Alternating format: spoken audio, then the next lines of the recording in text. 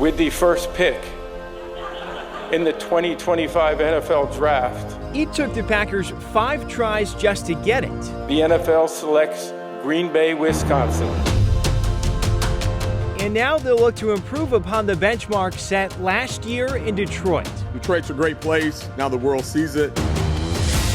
This week on Green Bay on Draft, a closer look at how Motown made it happen and what Wisconsin will hope to emulate. Welcome back. It is episode 2 of Green Bay on Draft, our exclusive podcast here on Fox Local. I'm Sam Kraemer, your host. We've heard from a lot of you that really enjoyed our first episode looking at the history of the draft, how it ended up in Green Bay. So we thank you so much for listening and or watching wherever you're consuming this content. We appreciate it. And honored to be joined today by our good friend, one of our newest employees here at Fox 6, Wake Up anchor Donovan Long.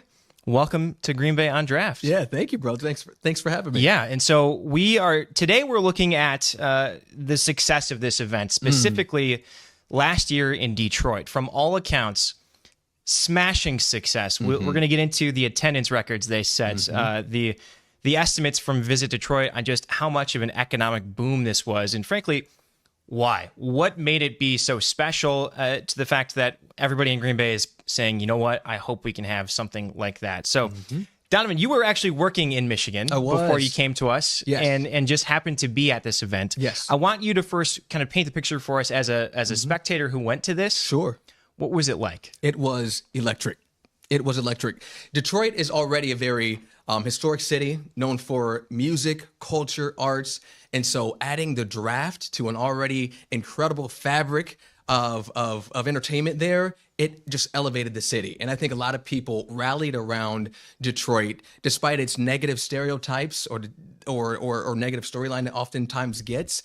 Despite that, so many people of all backgrounds, children, families, men, women, sports lovers, non-sports lovers, all descended in Detroit and just celebrated the city for what it was and for what it is, and the draft being there.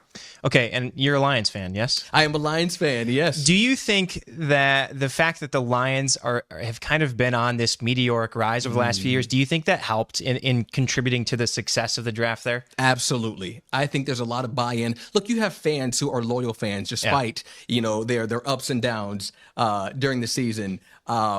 And I think that because they have so much momentum now, even more so, I think that only added to the already shared love people have in Detroit for the Lions. So that definitely just helps send things over the edge in the best way. So it's digging into the footprint that Detroit had. And so if you think about it, we don't have to spell it out for you. There's a distinct difference between downtown Green Bay, Sure, or even a Schwabenon, based on which side of the street you're on, versus downtown Detroit. Sure.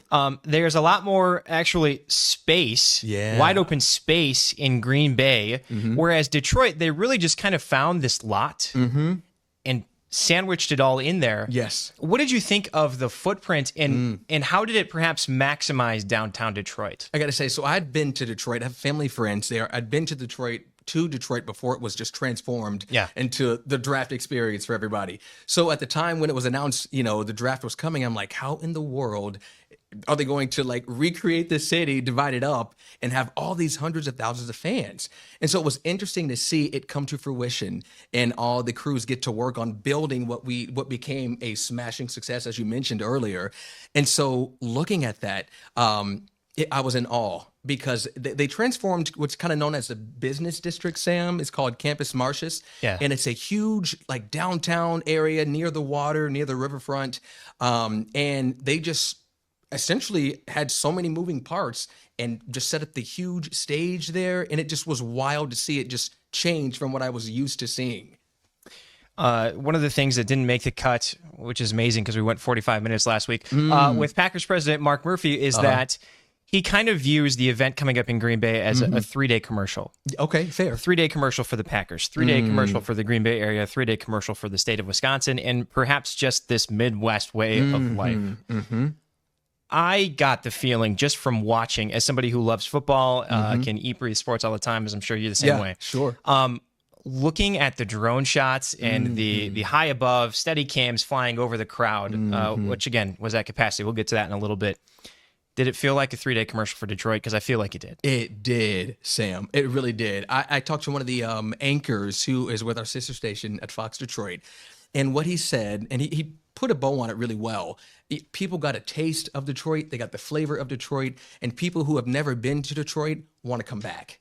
And that was because there was so much buy-in, so much momentum leading up to the big 3-day event that so many people were just ready to go and enjoy Detroit in a different way and in a different capacity that they perhaps may not have enjoyed before. But I think you got that experience because so many of the people responsible for bringing the draft to Detroit made people really get that feel of what it was like to live in what they call the Motor City. And they made it their own, which is the NFL is telling the Packers to do that full speed, and perhaps more than any other franchise. At least that's what the Packers are saying. So let's go back through the numbers. Sure. In 2015, or I guess a little bit of history as well. 2015, that's when the draft goes on the road. It goes to Chicago for 15 and 16, Philly for 17, Dallas for 18, Nashville for 19, virtual, the basement draft in 2020, Cleveland in 21, Vegas in 22, Kansas City in 23, and then Detroit last year in 24. Talking with Murphy again, he said, this is kind of he didn't call it this, I call it this, a consolation for cities and NFL cities that aren't going to host a Super Bowl.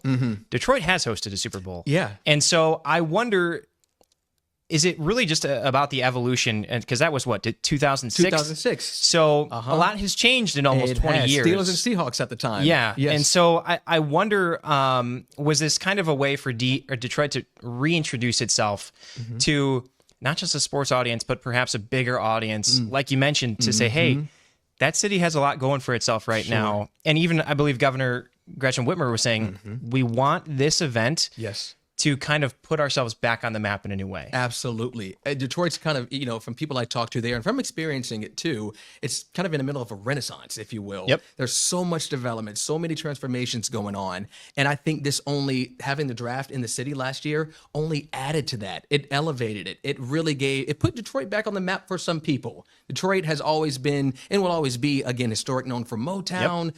If you're in Michigan, you really associate Detroit with Eminem as well, Big Sean. Huge musicians, not only them, but so many others. But I think in a way, this 100% put Detroit on a map for so many other people who may not have been there before. Or thought they had a premonition of Detroit. Absolutely. And they see this and they're like, oh my gosh, it's not what I thought it was. Yes. And I think that is perhaps indicative in the attendance numbers we saw.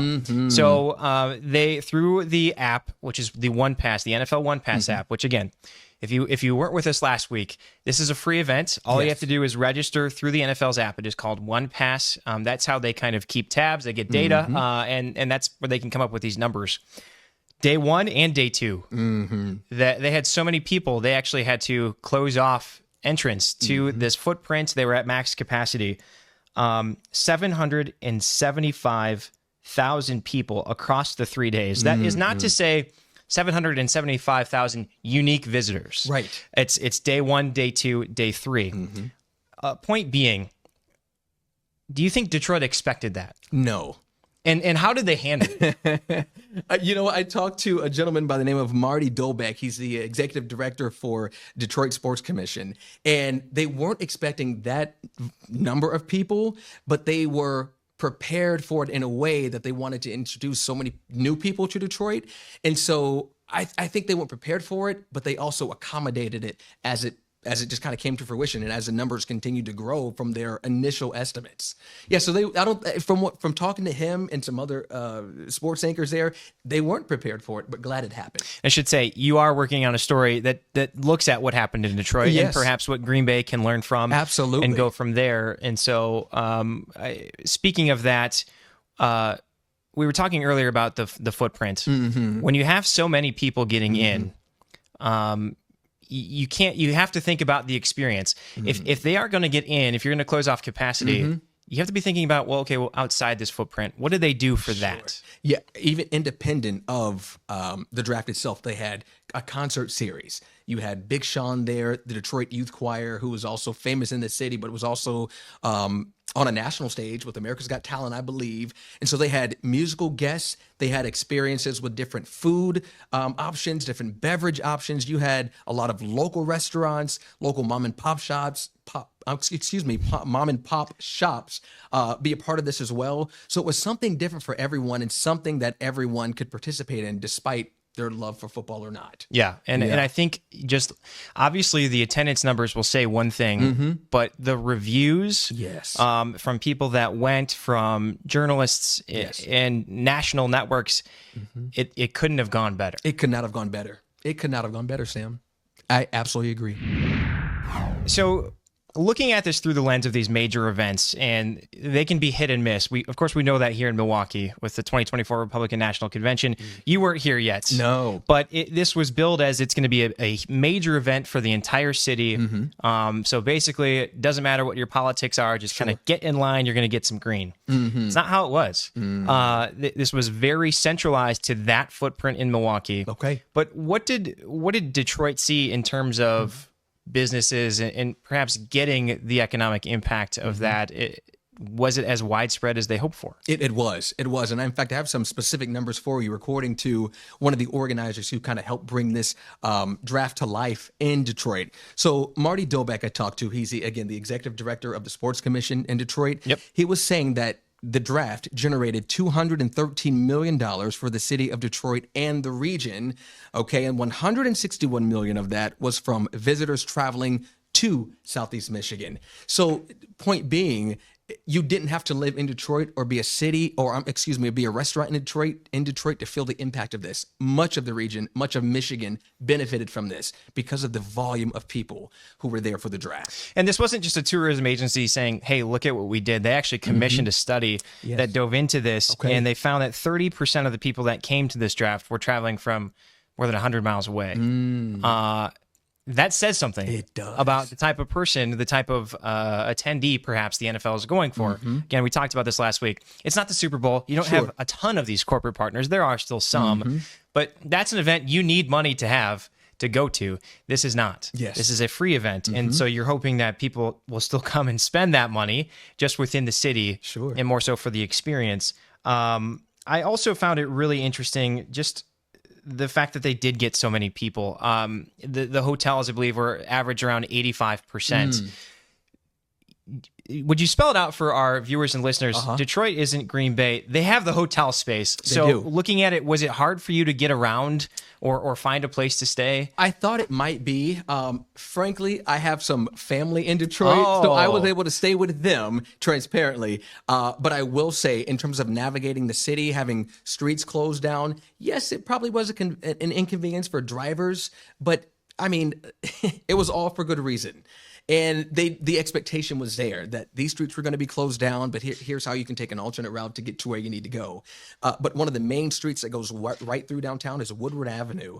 And although that street was shut down, there were so many businesses that kind of took advantage of that and kind of had spaces to consume food, consume alcoholic beverages, non-alcoholic beverages. So many restaurants and local restaurants and coffee shops took part in this and took advantage of this moment because of the number of people that they were expecting from way outside of Michigan. And so they really, again, got that feel for what Detroit is like based off of just the restaurant scene and the hospitality scene alone. So that's interesting because you always hear, at least we do here locally, people worried about, okay, how am I going to get around? Yeah. How am I going to get to the gym? That's my path. Sure. There's going to be so many people down. I cannot tell you how many times in our editorial meetings we've been talking about big events. And people that aren't working in the field, I'm just going to throw them under the bus without saying their names. People that aren't working in the field that are saying, I don't want to go downtown. It's going to be a mess. Right. How am I going to get around? And it's like, no, you guys, you need to get out of the office a little bit. You're going to be fine. Did Detroit have that feeling locally? Were there people saying, are we really doing this? Do we really need this? You know, there may have been some people like that, but I have to tell you, everybody that I was around personally, be it people I knew, didn't know, they all bought into it. Cool. I mean, if they were down there, they were down there for a reason and knew there was going to be some congestion and some traffic issues, but it was just all a part of the experience. I mean, it just was what it was. And that's why you had to take it or leave it. It's about that experience because it is it is more of a lasting marketing event. At least that's how the NFL tells these cities, these counties, these states to look at it. We're almost a year removed. What do you maybe remember most about being down there? What I remember most, Sam, about being down there was, I think, the camaraderie. I think the people who were cheering for Detroit, not only because the draft was there, but because their city was on a national stage under a national spotlight again, but for all the right reasons.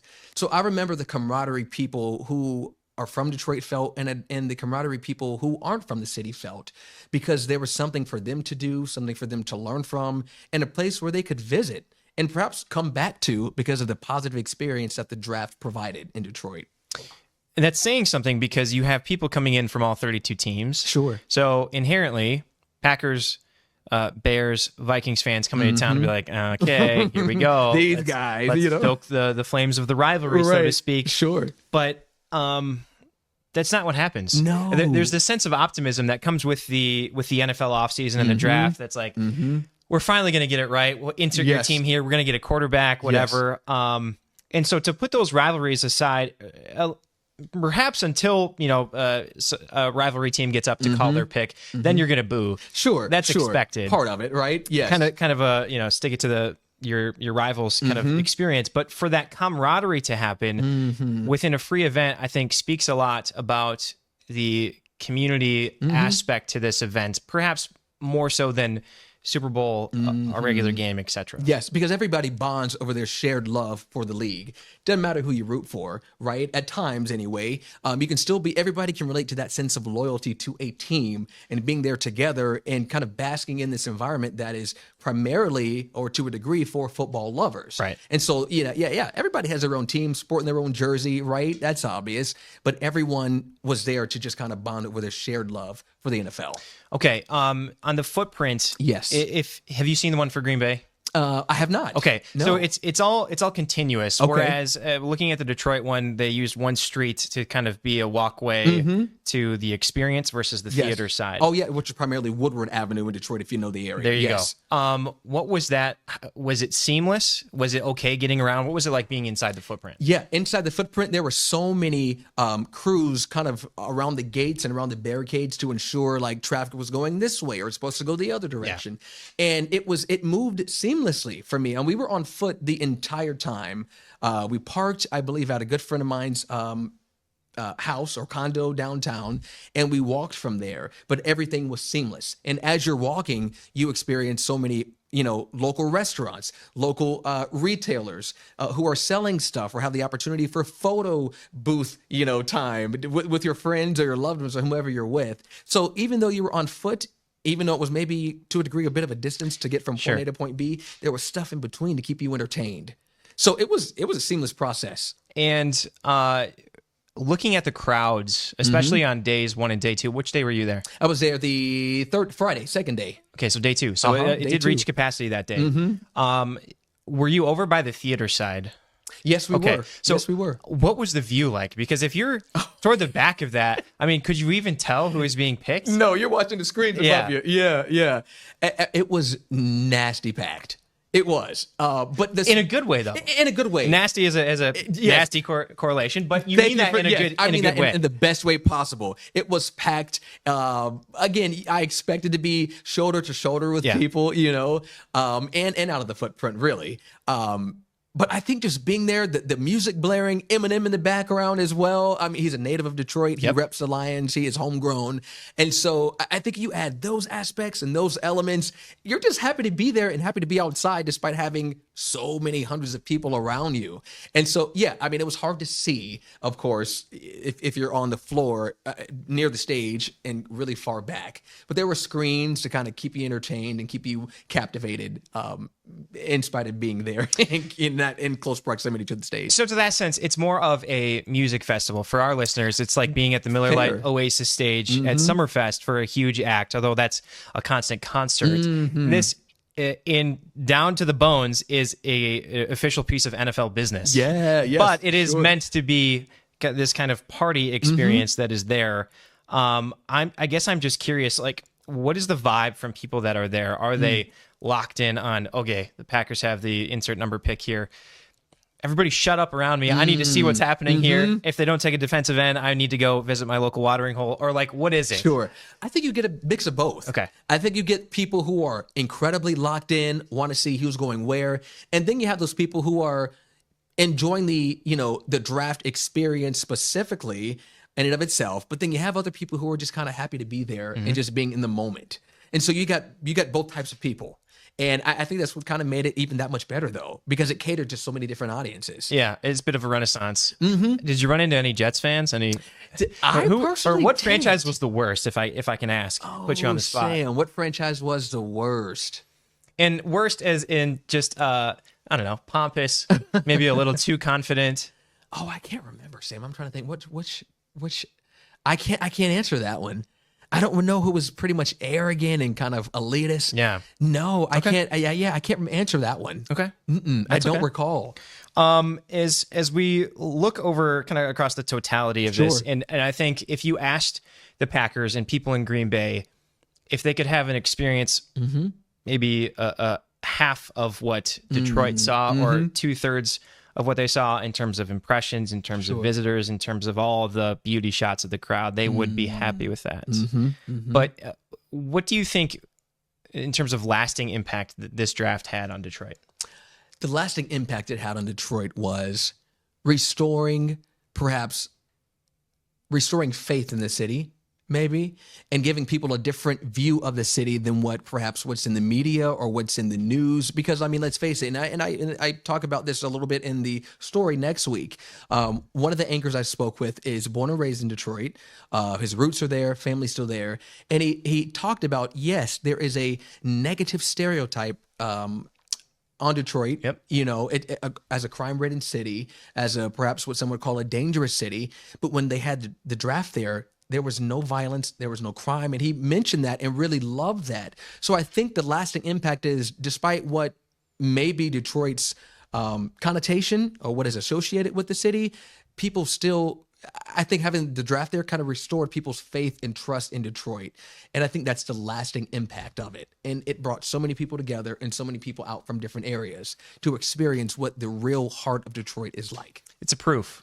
Yeah. And we have advertisements that way. They're called proofs, in which, hey, we were here for you during that severe weather. Hey, we were here for you during an election. Proof of brand. And I think they want it as a catapult, like that you mentioned. Hey, we can handle this. We can handle just about anything. Yes, absolutely. Okay, so we've heard from somebody who was there as a patron. We figure we have to hear from somebody else who was there working it, paying attention to all of it. And with that, we're going to bring in Fox 2 Detroit anchor and reporter Brandon Hudson, who obviously being at a Fox station from our sister station there in Detroit. And Brandon is here. Brandon, thanks so much for joining us and for making time for us. As we know, the viewers and listeners don't know, you even joined us outside of jury duty, doing his civic duty, so thanks for making time for us. Hey, Sam, I appreciate it, man. It's good to be here, and it's good to talk to you about this. So we basically do the same job. We anchor, we both report at just separate stations. You also host a segment I found called The Roundabout, which is really interesting. If you know carpool karaoke, it's kind of like that, just minus the music, and it's a really kind of disarmed conversation, so it seems, to really get to the crux of the story. And I just found your work really interesting. Let's talk about the draft. Okay. We're basically a year removed from what happened in Detroit. What is perhaps the one thing that's a year later your memory still holds on to about this event? I think it was the record attendance. They set a record of almost a quarter or 750,000 people over the course of the 3 days in downtown Detroit who visited.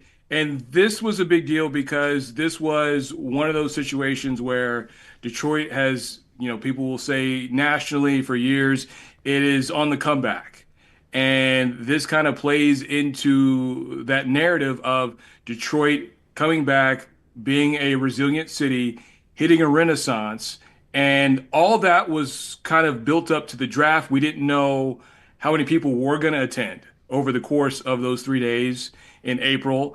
And to find out that they had, 250,000 people on Thursday night, and then Friday night, and then, set the record with about 775,000 people in downtown was that's probably the one thing that really sticks in our minds, at least my mind. Yeah, for me, it's the, I don't know if it's a drone or if it's a high level cable shot over the crowd, and all you see is blue and just people all across the downtown streets there. I want to go back. I believe it's 2022 when the NFL selects Detroit. How was that selection perceived at the time? And if you know, what was Detroit's pitch to the NFL to say, hey, pick us, bring this into our city? Yeah, so Detroit, they basically teamed up with a lot of public officials. They brought in the governor. They brought in, I think, even some famous Lions fans.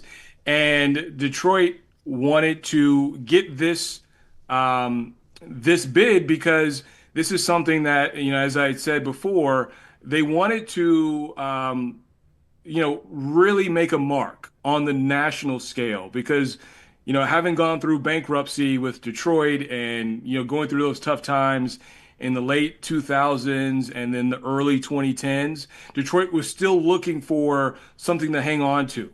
I think for a lot of people, you think about Detroit, you think about abandoned buildings, not just homes and neighborhoods, but also just abandoned train stations and other high rises that were once prominent features in the city.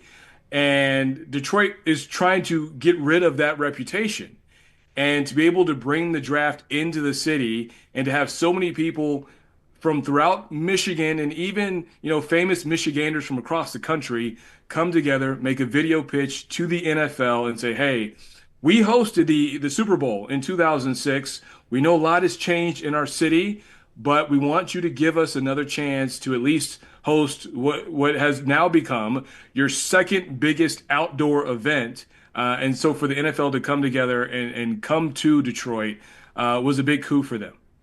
And just looking at it, I think you can say mission accomplished. Fair to say that. I feel like that was the feeling at the time. And with time comes perspective. And again, now almost a year later, it's clear that Detroit has perhaps set the standard, set the bar, certainly raised the bar.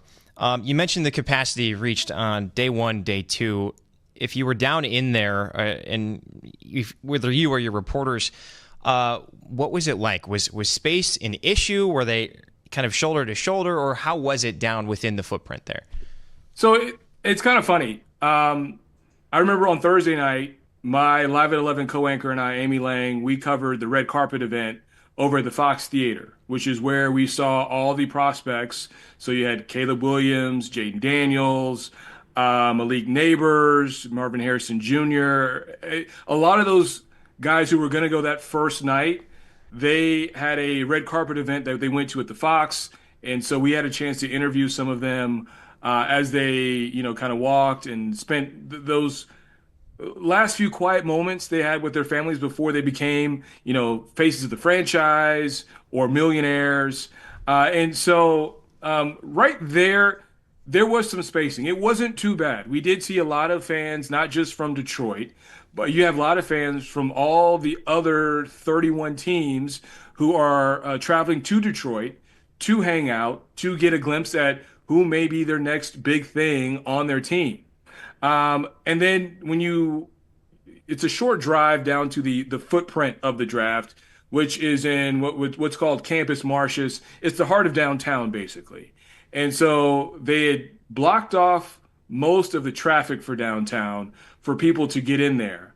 And so the capacity wise, I think it was maybe before the Bears were picking their pick and before the draft actually started, we all got alerts on our phone that said, hey, the draft footprint has reached capacity.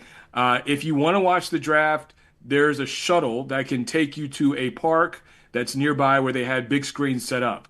So what ended up happening was on both Thursday and Friday nights, right before the draft was supposed to be broadcast on TV, you'd look at your phone and you'd get a notification that said the footprint had reached capacity. Saturday, because it's the final rounds, so rounds 3 through 7, rounds 4 through 7, excuse me, it really wasn't that bad. I had a lot of people that I had spoken to that had gone down there just to hang out. And they said, aside from trying to find a place to park or try to find a shuttle.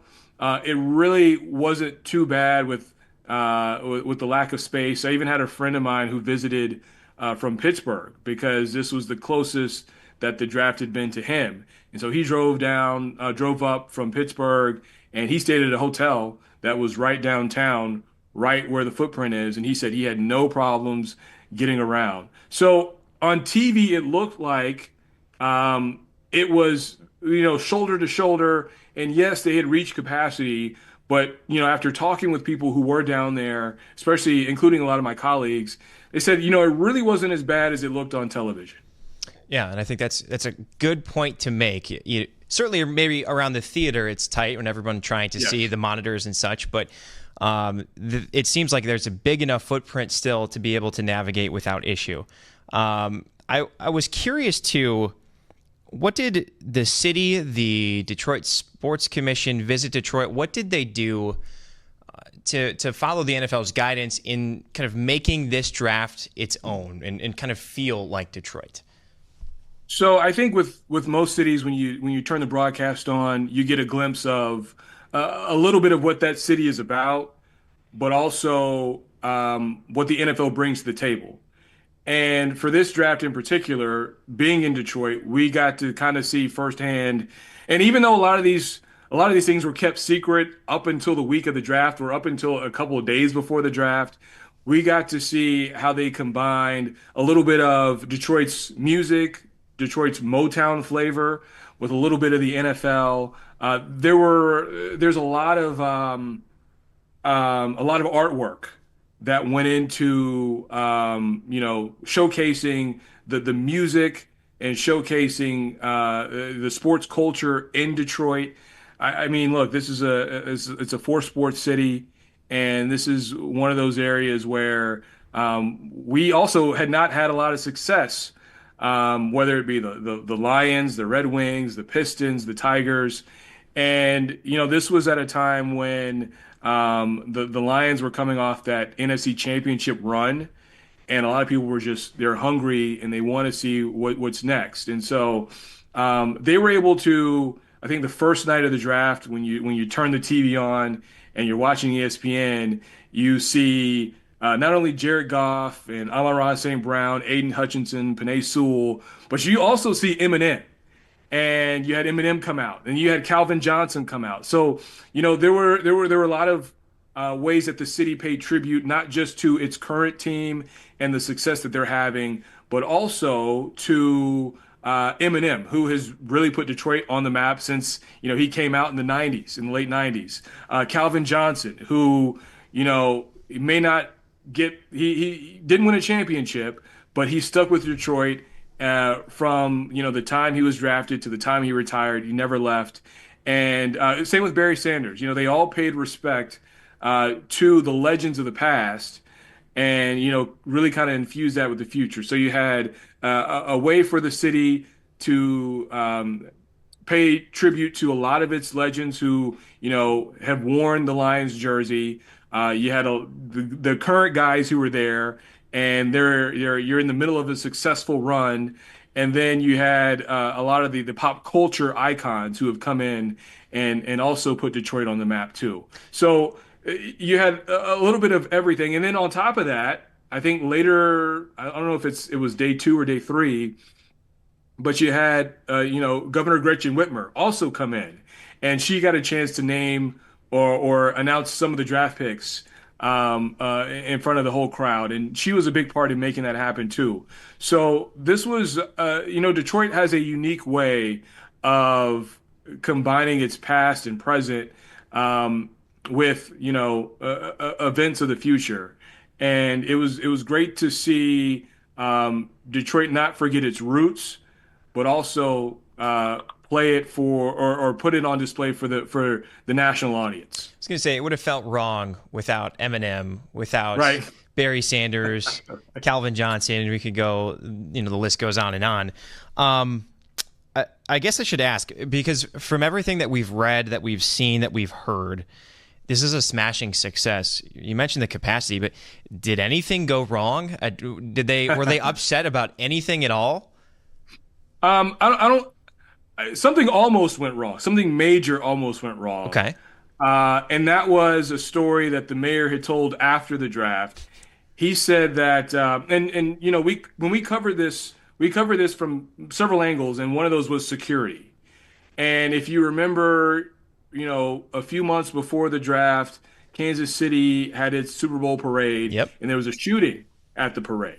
So the issue of safety was a big deal that came up, you know, during the conversations from February to April. And then on top of that, you know, Detroit has also, in addition to getting rid of its reputation for abandoned buildings, they've also wanted to wipe clean the violence that comes with a major American city like Detroit.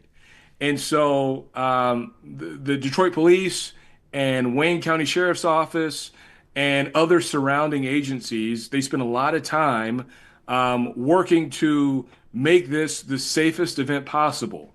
So Detroit Police had a security video system set up throughout the city so they could have eyes on just about every landmark of the city that was associated with the draft. Well, as the mayor told it, that link went offline right before the draft was supposed to go live. Oh gosh. So there was almost a situation where they weren't going to be able to have the draft at the time that they were supposed to have it. So I guess, you know, talking with Visit Detroit and their CEO, he said that they were able to, you know, work quietly and diligently behind the scenes to make sure that all the security video and the communications got back online before the draft went live on ESPN. But yeah, that was probably the one thing that, you know, if that had gone wrong, this could have been a major catastrophe. Fortunately, it didn't. I can't really think of any other situations where they were disappointed. I think, you know, to be able to have so many people come to the area, and I think, you know, one other thing would probably be from the attendees' perspective, it may have been just the parking, you know, but there's only so much you can do when you have your draft in a confined space like downtown Detroit. You mentioned the building kind of renaissance down there. I found it so fascinating. One of your colleagues did a story that they went for pop-up shops in some of these buildings that have been sitting empty, and so you're looking at it, you can see it being used, and you're hoping that a future tenant will come into that space. I found that fascinating. And then the story you just mentioned, boy, on the air with ESPN or NFL Network, you can almost hear the talking about what would have been. So fortunately, that did not happen. I guess I'm curious to, you know, the way that this event is being pitched across Wisconsin is that it will benefit Wisconsin as a whole. Obviously, Green Bay is different from the Detroit metro, just city of Detroit, obviously, but Detroit metro area as a whole. I'm curious, did the organizers for last year's draft sell this in the way that it's not just Detroit, it's perhaps the region of southern Michigan that could benefit from this? And you know, really not just southern and southeast Michigan, but really the whole state. I think for Detroit, and you see it in Midwest states, when one of your bigger cities or one of your most notable cities wins, it's almost like the whole state wins. And I think, you know, the governor and really state legislators, excuse me, they want to build this as, hey, we had a successful draft, not just in Detroit, but for all of Michigan. And not only does this help, you know, Michigan businesses or Detroit businesses, but, you know, you're pooling resources from other parts of the state. So you have other companies that may not be in the Metro Detroit area that are coming in and helping with the draft in some kind of way possible, whether it's, you know, construction or, you know, being a first responder or having a pop-up business. They wanted to get everyone in this state as involved as possible. And I think now what it sets it up as is, hey, look, Detroit can host this. We're going to host the Final Four in 2027. We want to ask the NFL, you know, what is the possibility of hosting another Super Bowl? And by doing that, that's bringing in not just millions and tens of millions of dollars for, our little pocket of Michigan, but, they want to share that with other points in the state. Now, the thing about that is Detroit may not have enough hotels at this time that the NFL is looking for when they travel and they bring their Super Bowl to a city.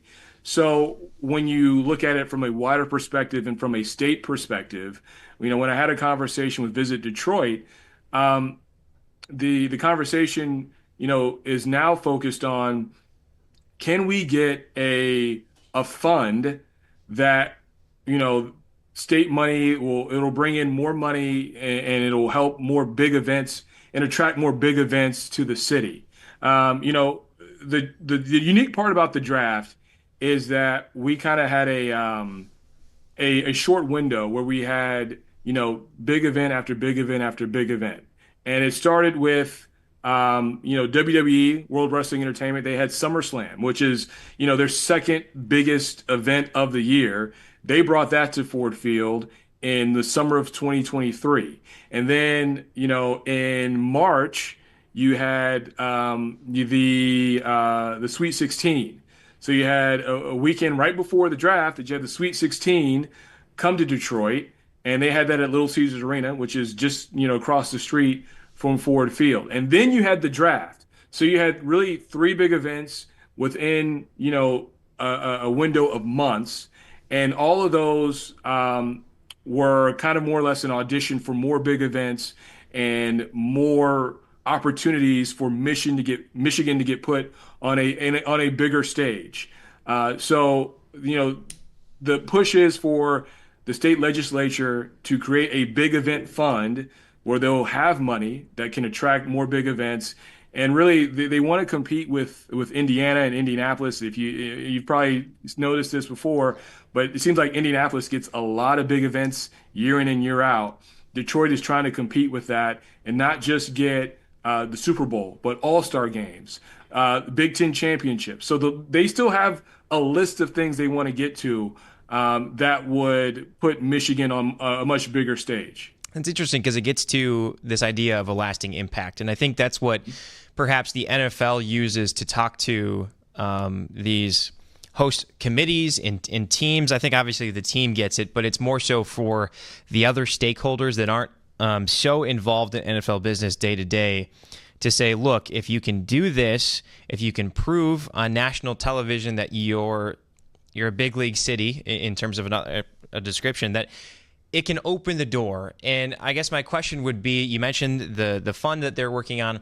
Has that happened? Has the lasting impact that the NFL says is possible by hosting this type of event, is that proving to be the case in Detroit? Sam, I think we're kind of in the lull right now. And like I said, when you've had, several big events back to back to back, you kind of want to get to the next one. But at this point, the next big one won't be until 2027. Yeah, we do have, events. We have, the Grand Prix. They have the Detroit Grand Prix. They have, big music festivals, but nothing, big scale on the schedule as of now until the Final Four comes to Ford Field. So right now we've kind of hit a lull, and people. I think having the Lions be a success, having some of our sports teams, find, postseason success, that's kind of served as a big distraction because, you're not having to, go through periods of time where, your team's season is over and then you're just waiting for the next thing to pop up. So it kind of, it whets the appetite for a bit, but as of right now, there's not as much happening as we would like, or the impact. It's kind of we're still coming down from it. I guess that's the best way to put it. Well, and it takes time. I mean, it does. The calendar does not move fast, at least as fast as people would think it does. Just a couple more for you. Was Ford Field involved in the footprint or in any sort of activation for this? We thought it was. And there was a lot of speculation leading up to leading up to the draft that we thought maybe they would have the draft at Ford Field, but they decided to have it in the middle of downtown.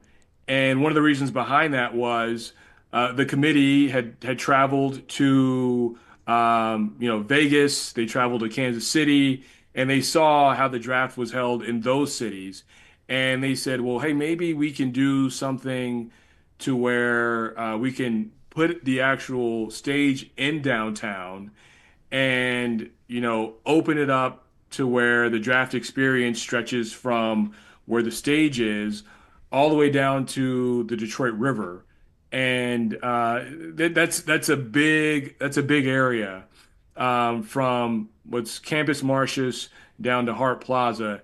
I'd probably say half mile, maybe more, of an area where people can come down and congregate. But there really wasn't much happening at Ford Field.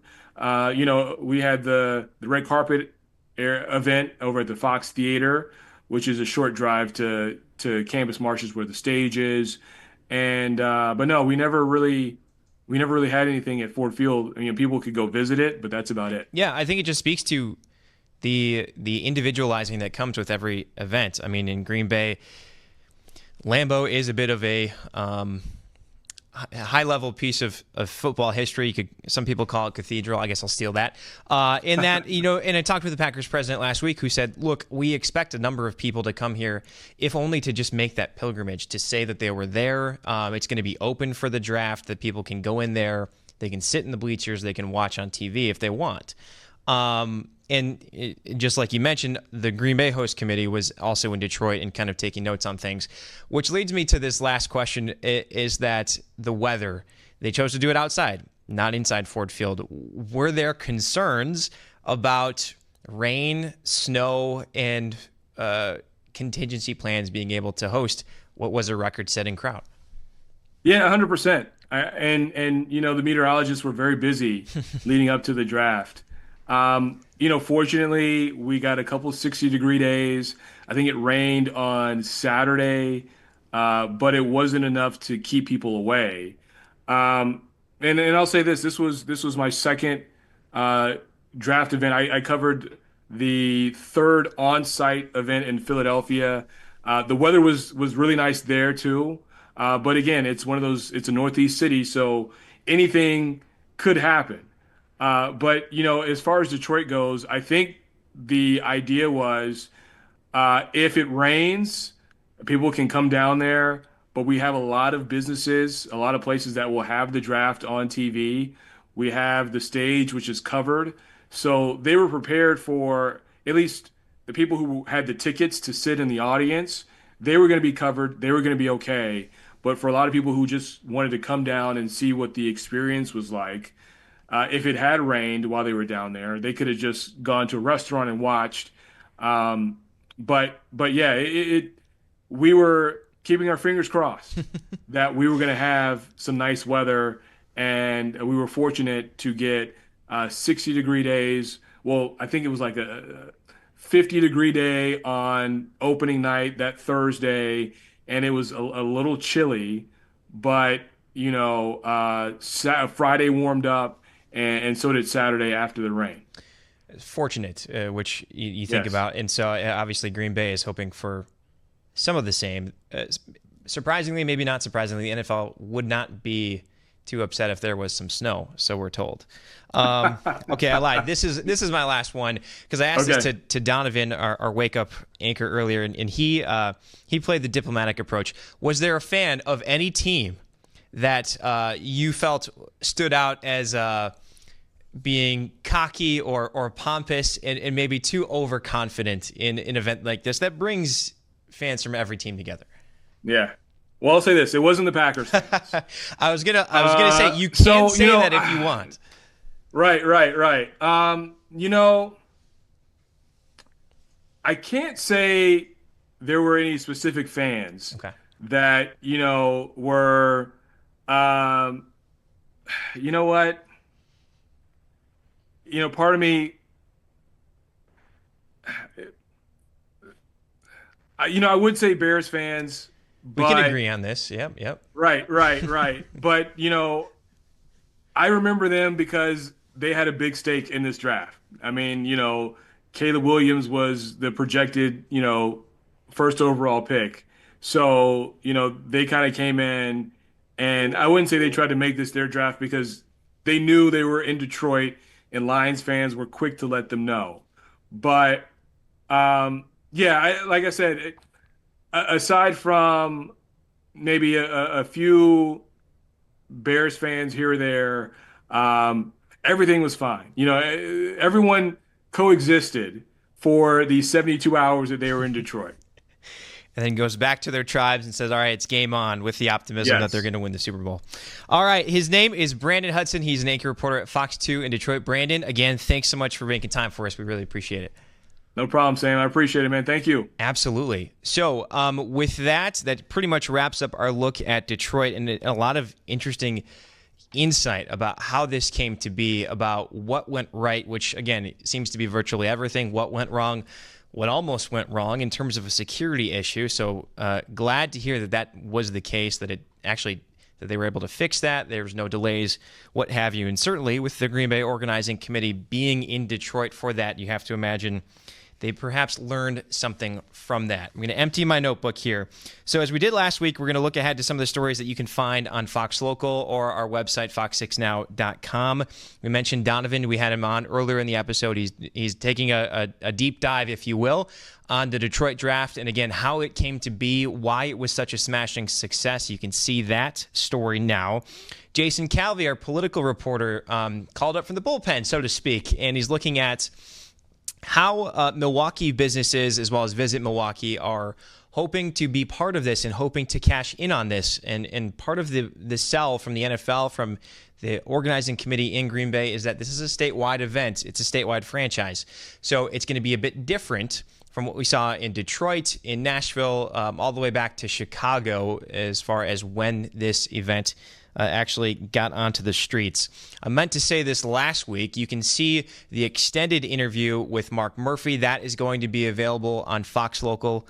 Again, a lot of insight from him that, frankly, we probably could have been its own episode, but so many things we want to cover that gives us the flexibility for that.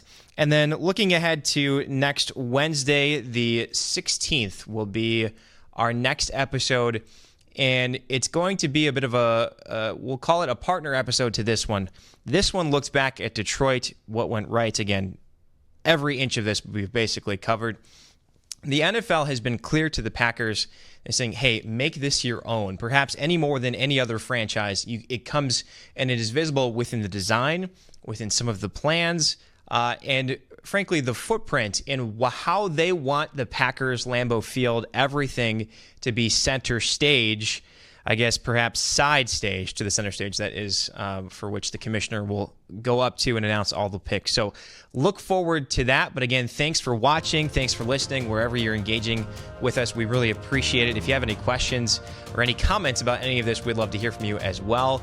That does it for week 2. We'll see you next week right here on Green Bay on Draft.